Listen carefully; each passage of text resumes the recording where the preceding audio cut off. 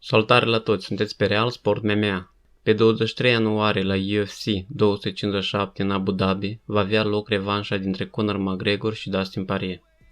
Această luptă va fi interesantă deoarece prima lor luptă a avut loc acum 6 ani în urmă la UFC 178 în care Conor a câștigat prin knockout în runda întâia. Și de atunci mult s-a schimbat și acum vom vedea cât de mult s-au schimbat acești doi luptători în acest timp. După Instagramul lui Conor, el este într-o formă nebună și este gata să arate întregii lumi în ce formă este și cât de serios este pentru a deveni iarăși în top.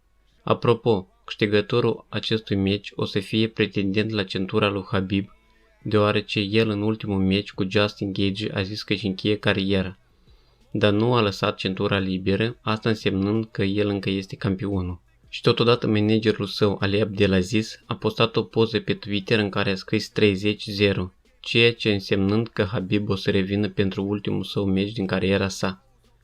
Cum credeți? Scrieți în comentarii, o să poată din nou Conor să-l câștige pe Dustin Poirier sau de data asta Dustin o să fie mai bun? Scrieți în comentarii și nu uitați să vă abonați și să apăsați clopoțelul pentru a fi la curent cu noutățile de